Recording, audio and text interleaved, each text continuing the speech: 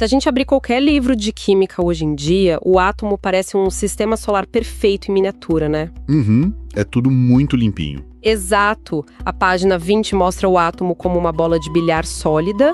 Aí a página 21 mostra o famoso pudim de passas. O clássico. Pois é. Depois a página 22 traz o modelo de órbitas ao redor do núcleo. E a 23 encerra tudo com a física quântica. É tudo tão direto. Quase como se um gênio passasse o bastão da verdade absoluta para o outro, assim, numa corrida de revezamento perfeitamente coreografada. Mas o que a escola geralmente não conta pra gente é que os cientistas que criaram essa imagem odiavam parte dela. Odiavam mesmo. Eles acreditavam em coisas como anéis de fumaça invisíveis, calculavam o peso de elementos fantasmas flutuando no espaço sideral e chegaram até a ignorar a descoberta do núcleo atômico por anos simplesmente porque ela não servia para nada na prática. É muito tentador olhar para o passado e enxergar uma linha reta em direção ao progresso. Nós gostamos muito dessa ilusão de que a ciência avança de forma inevitável e puramente lógica. Mas a realidade passa longe disso, né? Muito longe. O progresso científico se parece muito mais com tatear no escuro. A galera tropeçava em ideias brilhantes pelos motivos mais improváveis possíveis. E é exatamente por isso que a nossa investigação de hoje mergulha de cabeça nessa bagunça maravilhosa. O material que guia esse nosso mergulho profundo é uma tese de doutorado fascinante da PUC de São Paulo. Sim, foi escrita pelo César Valmor Machado Lopes, lá em 2009. Isso. O documento explora exatamente essa virada para o século XX, quando a física clássica começou a entrar em colapso para dar espaço à teoria quântica. Então, certo, vamos desempacotar isso. Vamos lá. Olhar para a história do átomo não é olhar para pesquisadores isolados tendo momentos de eureka no chuveiro. É olhar para uma teia absurdamente complexa de astrônomos, químicos e físicos. Todos brigando para montar um quebra-cabeça que era completamente invisível ao olho nu. Totalmente invisível. Mas se a gente conectar isso a uma visão mais ampla, dar um passo para trás, a gente precisa entender o nível de confusão do final do século XIX. Era o caos, pelo que eu li. Era o caos. Antes mesmo de alguém conseguir responder o que era o átomo, a comunidade científica já estava atolada em 3 grandes frentes de batalha que pareciam não ter relação nenhuma entre si. Quais eram essas frentes, assim, de forma resumida para quem nos ouve? Bom, a primeira era a física de partículas e a radioatividade emergente. Estavam descobrindo raios catódicos, raios-x, essas coisas invisíveis que atravessavam a matéria. Coisas de laboratório pesado. Isso. A segunda frente era a espectroscopia e a astroquímica, que basicamente estudava a luz emitida pelos elementos. E a terceira frente, que era a mais prática de todas, era a química das valências. Que é aquela parte de como as coisas se misturam. Exatamente.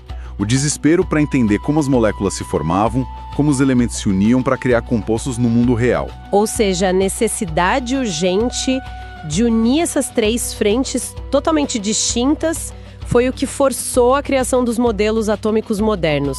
Não era uma galera entediada querendo desenhar bolinhas. Não, de jeito nenhum. Era uma necessidade brutal de explicar o que acontecia nos laboratórios de química e, simultaneamente, lá no espaço sideral. Pois é.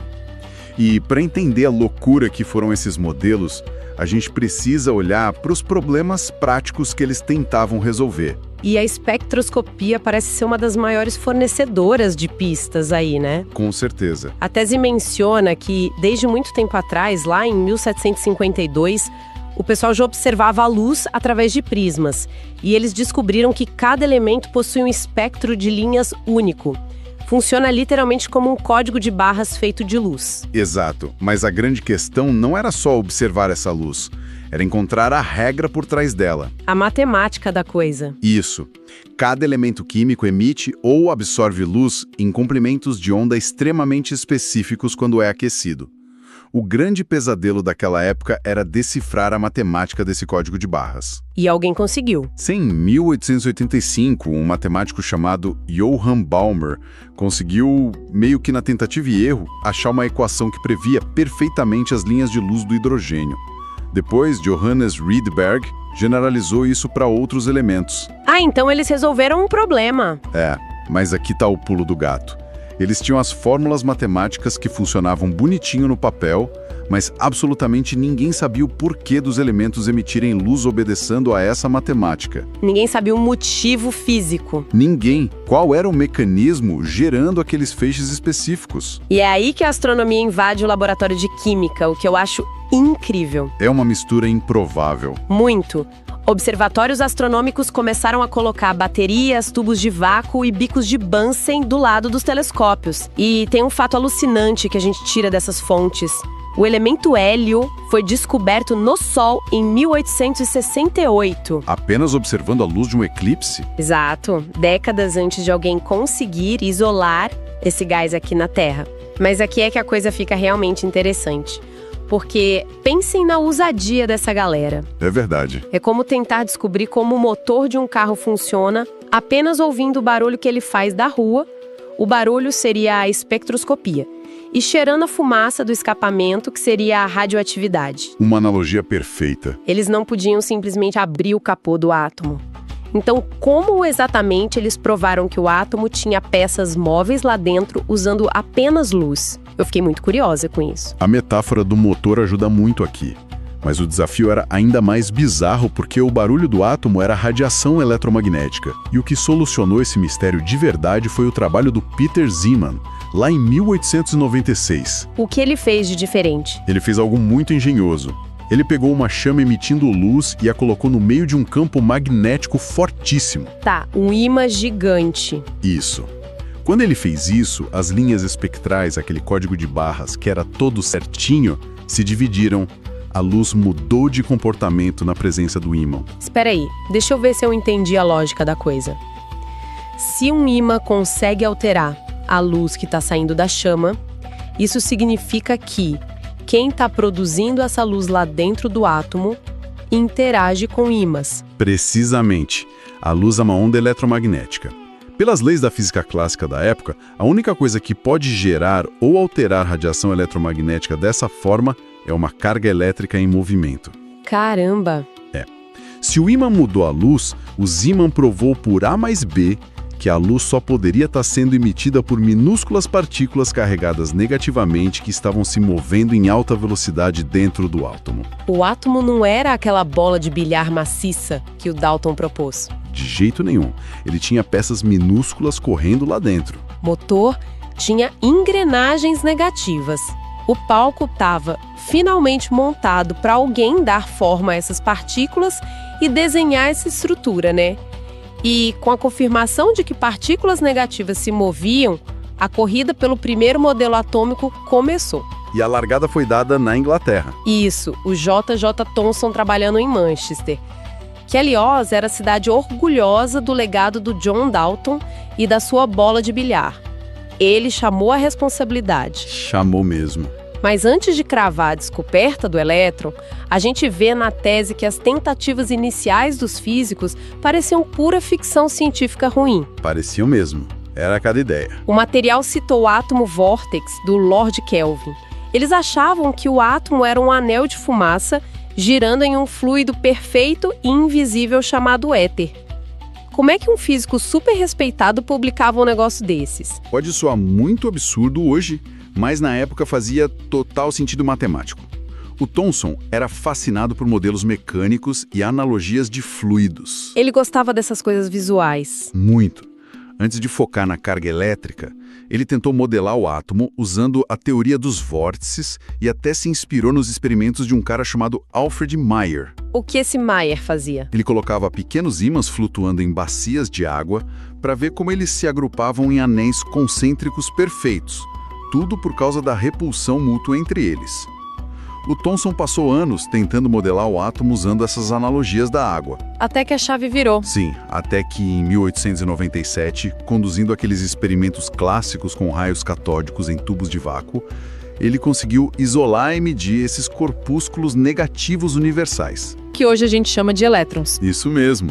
Ele provou que eles tinham uma massa 1000 vezes menor que a do átomo de hidrogênio.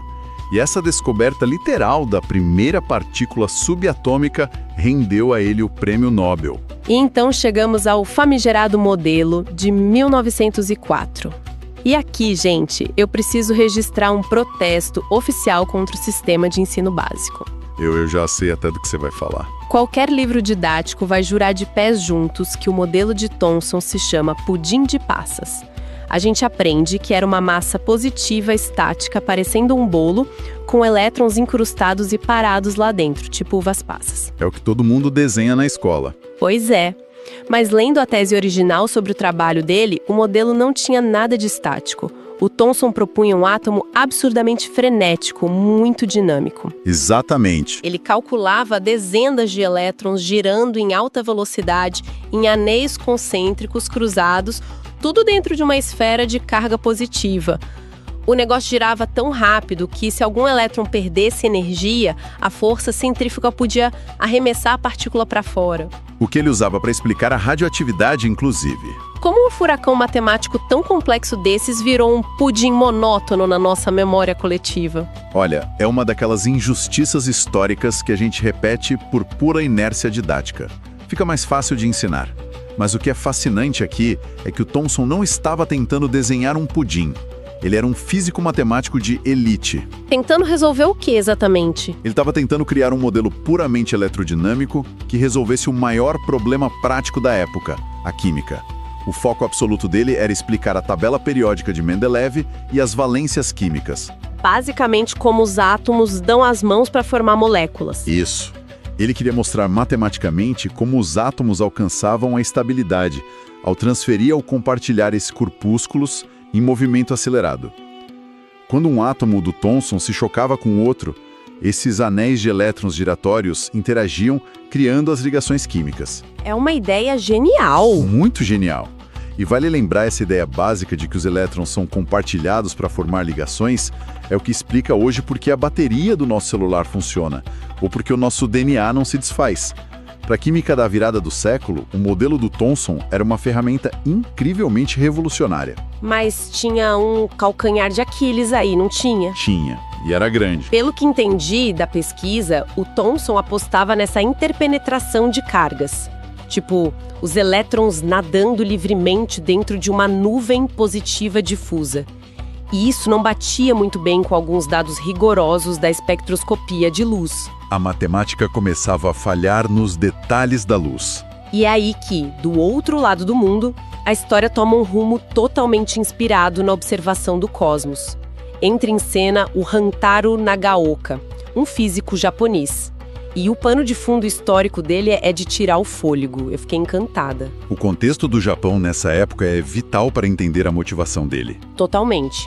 O Japão estava no meio da era Meiji. Eles estavam acabando com mais de 200 anos de isolamento feudal e correndo de forma frenética para não apenas absorver, mas tentar superar a ciência ocidental. A era Meiji foi um choque de modernização sem precedentes. O Japão enviou as suas mentes mais brilhantes para a Europa, para aprender tudo.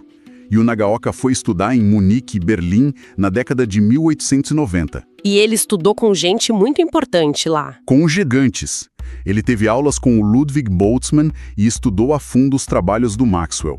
E tem um detalhe crucial aí.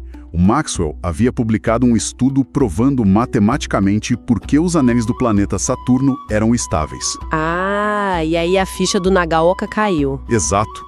Ele achou o modelo de cargas misturadas do Thomson uma bagunça instável. Ele olhou para o sistema solar em busca de uma estrutura mecânica mais limpa e lógica. Dessa inspiração astronômica, o Nagaoka propõe, em 1904, o modelo saturniano. Um átomo plano, no exato centro uma partícula absurdamente pesada e carregada positivamente, totalmente impenetrável. Bem diferente da nuvem difusa do Thomson. E orbitando ao redor dessa partícula central, anéis de elétrons em repulsão constante, organizados exatamente como os anéis de rocha e gelo de Saturno. Mas, pelo que a tese mostra, o meio acadêmico da época não poupou críticas. Pegaram pesado com ele. A pesquisa detalha um embate muito intenso na revista Nature entre o Nagaoka e um matemático feroz chamado George Schott. E o Schott jogou um balde de água fria gigantesco, provando que o modelo de Nagaoka era eletrodinamicamente instável. A matemática destruiu o modelo. Mas eu fiquei com uma dúvida aqui. Se a física dizia que cargas opostas se atraem, ou seja, o centro positivo puxando os anéis negativos, por que os anéis simplesmente não se mantinham em órbita como a Terra orbita o Sol? Tipo,